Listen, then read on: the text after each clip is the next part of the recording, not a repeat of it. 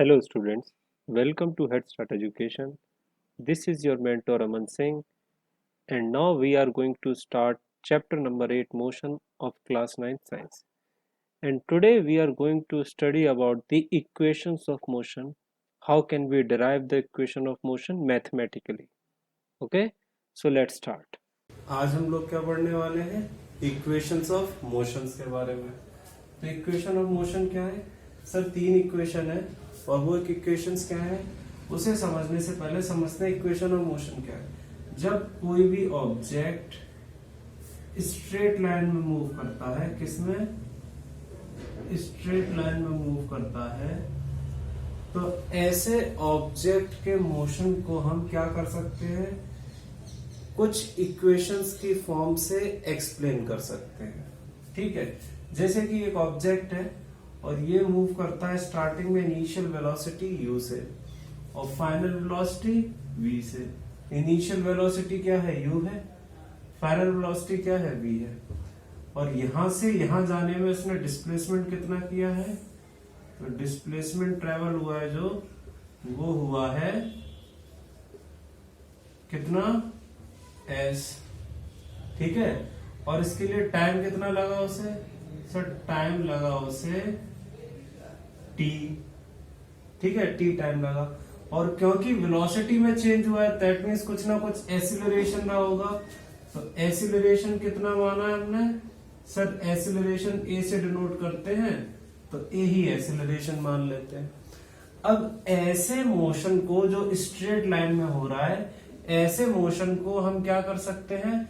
कुछ इक्वेशंस की फॉर्म में क्या कर सकते हैं? एक्सप्लेन कर सकते हैं। वो इक्वेशंस क्या है? जैसे कि सबसे पहली इक्वेशन है, first motion equation of motion है v is equal to u plus at। ठीक है, v is equal to u plus at, ये पहली इक्वेशन ऑफ मोशन हो गई। दूसरी इक्वेशन ऑफ मोशन क्या है? s is equal to ut plus half at square, ये दूसरी इक्वेशन है। और तीसरी इक्वेशन होती है v square is equal to u square plus 2as। Sir इन इक्वेशंस का करेंगे क्या हम लोग? इन इक्वेशंस का यूज करेंगे अगर इनमें से कोई भी एक वैल्यू, मान लो हमारे पास u नहीं है, u फाइंड करना है और हमें v और a और t दे रखी है, तो हम पहली इक्वेशन का यूज करेंगे जिससे हमें क्या फाइंड हो जाएगा? u निकल जाएगा। ठीक है, आप बोलोगे सर u तो सेकंड में भी है, सेकंड से निकाल सकते थे, लेकिन सेकंड में नई चीज क्या है? डिस्प्लेसमेंट या डिस्टेंस। तो ये पता होना चाहिए हम लोगों को।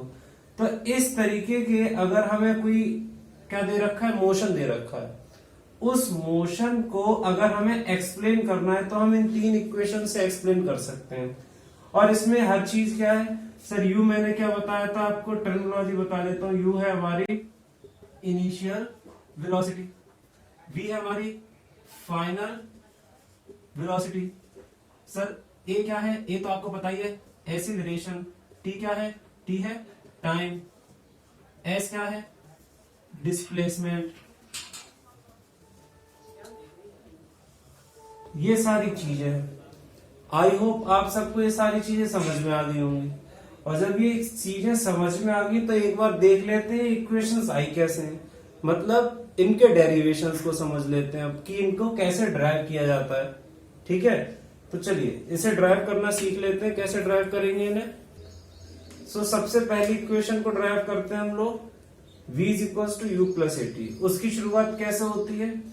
तो अगर कोई ऑब्जेक्ट जो u वेलोसिटी से चलना स्टार्ट करता है, इनिशियल वेलोसिटी u है, और थोड़ी देर चलने के बाद उसकी वेलोसिटी हो गई v, फाइनल वेलोसिटी हो गई v, और उतने में इसने डिस्प्लेसमेंट कितना ट्रेवल किया? सर डिस्प्लेसमेंट कवर किया उसने s, और इतना चलने में उसे टाइम लगा t, और इसलिए एक्सीलरेशन हुआ a। ठीक है, तो हमें पता है एक्सीलरेशन का फॉर्मूला या एक्सीलरेशन क्या होता है? एक्सीलरेशन होता है sir change in velocity upon time या टाइम टेकन। जितना समय लगा ये हो गया टाइम टेकन, और चेंज इन वेलोसिटी, कितना वेलोसिटी में अंतर आया है। तो एक्सेलरेशन हम डिनोट करते हैं ए से। तो चेंज इन वेलोसिटी क्या होता है, हमेशा फाइनल में से इनिशियल को माइनस करते हैं। क्यों माइनस करते हैं? जैसे तुम्हारी हाइट अभी क्या है, 6 फुट है, पहले कितनी थी, 4 फुट थी, तो कितना अंतर आया है सर, 6 माइनस 4। अभी जो है एट प्रेजेंट वो उसमें से पुरानी माइनस कर देंगे। इसी तरीके से फाइनल माइनस इनिशियल, तो ये हो जाएगी v माइनस यू, अंतर इतने का आया है। टाइम कितना लगा, t टाइम लगा है। तो एक्सेलरेशन ये t इधर जाएगा तो ये हो जाएगा at, और ये वैल्यू हो जाएगी v माइनस यू। समझ में आ रहा है? और जब ये u इधर जाएगा तो ये हो जाएगा at plus u is equal to v. इसी इक्वेशन को अरेंज करके लिख दे तो ये हो जाएगा v is equal to u plus at। इस तरीके से ये पहली इक्वेशन डिराइव हो जाती है। ये पहली इक्वेशन आई इस तरीके से। आई होप समझ में आया होगा आप सभी को। चलो अब समझ लेते हैं दूसरी इक्वेशन कैसे आती है। दूसरी इक्वेशन बताने से पहले प्रीवियस इक्वेशन के बारे में, फर्स्ट इक्वेशन उसके बारे में थोड़ी सी बात करते हैं। तो फर्स्ट इक्वेशन थी हमारे पास v is equal to u plus at।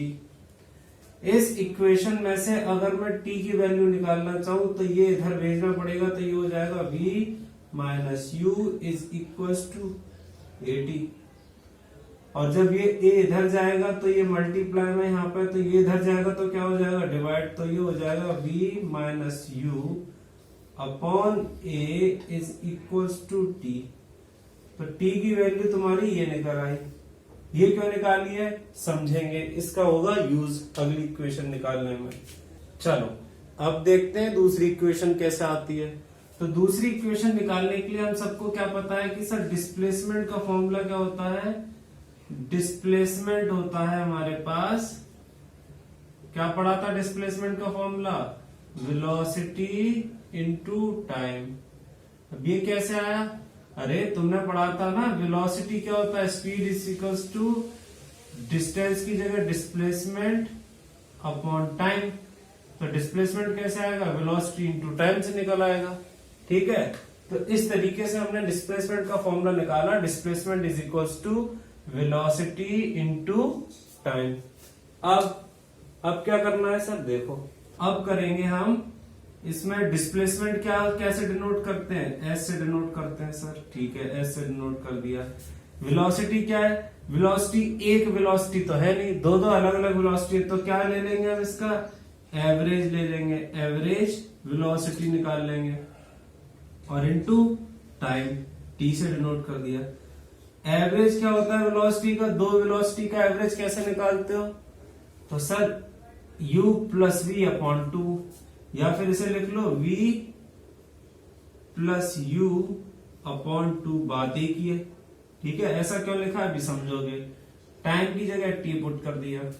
अब क्या करोगे, अब पहली इक्वेशन जो हमारी निकली थी v is equal to u plus at, तो इसमें v की जगह आप क्या पुट कर दोगे, v की जगह हम क्या लिख सकते हैं, पूरा u प्लस at लिख सकते हैं। तो इस u प्लस at को v की जगह पुट कर देंगे, तो क्या हो जाएगी इक्वेशन हो जाएगी s is equal to u plus at plus u upon two into t. और इसे सॉल्व करोगे तो वैल्यू आएगी सर, इसे सॉल्व करने पे value I 2u plus at into T upon 2। समझ में आ रहा है, ये u प्लस यू हो गया 2u, at इधर आ गया, और t मल्टीप्लाई में है डिनोमिनेटर में 2। अब इसके बाद क्या होगा सर, इसके बाद सीखो। इसके बाद यहां स्टेप आ रहा है हमारा, और ये स्टेप होता है s इज इक्वल टू, और s की वैल्यू हमारी निकलेगी, ये t का मल्टीप्लाई जब अंदर करेंगे तो 2u इंटू टी इधर हो जाएगा, तो ये हो जाएगा 2u t plus a t square. ठीक है, क्या हो गया, a t स्क्वायर अपॉन 2। इसे जब 2 से डिवाइड करोगे तो क्या होगा, ये 2 से 2 ये हो जाएगी 2u t upon 2 plus AT/2। तो इसे क्या लिख सकते हो तुम, इसे लिख सकते हो सर 2 से 2 कैंसिल आउट हो गया, समझ में आ रहा है। तो ये हो गया UT प्लस हाफ AT²। ये तुम्हारी आ गई सेकेंड इक्वेशन ऑफ मोशन। ध्यान से नोट कर लेना कैसे आई थी, एक बार जल्दी से रिवाइज करते हैं। सर डिस्प्लेसमेंट का फॉर्मूला होता है वेलोसिटी इनटू टाइम। तो इस डिस्प्लेसमेंट के फॉर्मूले में वेलोसिटी की जगह क्या निकाल लेंगे सर, क्योंकि वेलोसिटी 2 है तो 2 वेलोसिटी पुट होंगी, तो दोनों का एवरेज ले लेंगे v+u/2 और टाइम की जगह t। अब हमें पहली इक्वेशन ही पढ़ी, पहली इक्वेशन क्या पढ़ी थी, पहली इक्वेशन है v=u+at। मतलब हम v को किसके बराबर कर सकते हैं, u+at के बराबर ले सकते हैं। तो इसी वजह से पहली इक्वेशन में से v की वैल्यू क्या कर दी, यहाँ पुट कर दी। तो v की जगह पुट करेंगे तो क्या हो जाएगा, ये u+at और प्लस u है ये, और इंटू t/2। u+u कितना होगा, 2u हो गया प्लस at, और बाहर मल्टीप्लाई है t के साथ। अब इसके बाद ये 2, अब ये t का मल्टीप्लाई अंदर करेंगे तो ये t इंटू 2u हो जाएगा 2ut। समझ में आ रहा है। और ये हो जाएगा AT²/2। इस 2 को दोनों के पास भेज देंगे तो ये हो गया 2 इधर से इधर गया तो कैंसिल हो जाएगा, और इधर हो जाएगा हाफ। और इससे इक्वेशन आ गई S=UT प्लस हाफ AT², जिसमें तुम्हें पता है S डिस्प्लेसमेंट है, U इनिशियल वेलोसिटी है, T टाइम टेकन है, A फॉर एक्सीलरेशन है। हो गया और समझ में आ गया तो नोट डाउन कर लेना। अब इसके बाद हम लोग सीखेंगे थर्ड इक्वेशन ऑफ मोशन के बारे में। देख लेते हैं कैसे आएगी वो थर्ड इक्वेशन ऑफ मोशन। अब ये थर्ड इक्वेशन कैसे निकालेंगे, बहुत आसान है। कैसे, इसी फॉर्मूले में displacement is equal to velocity into time. तो डिस्प्लेसमेंट की जगह आप क्या पुट कर दोगे सर, एस पुट कर दोगे। डिस्प्लेसमेंट एस से डिनोट करते हैं, इज इक्वल टू वेलोसिटी क्या ली थी सर, वेलोसिटी आपने ली थी एवरेज वेलोसिटी, ठीक है, एवरेज वेलोसिटी, और टाइम क्या था टी। अब एस में एवरेज वेलोसिटी क्या पुट करी थी आपने, क्योंकि इनिशियल वेलोसिटी और फाइनल वेलोसिटी दोनों अलग अलग है, तो आपने इन दोनों का एवरेज निकाल लिया था, जो हो गया था v+u/2 और t हो गया टाइम।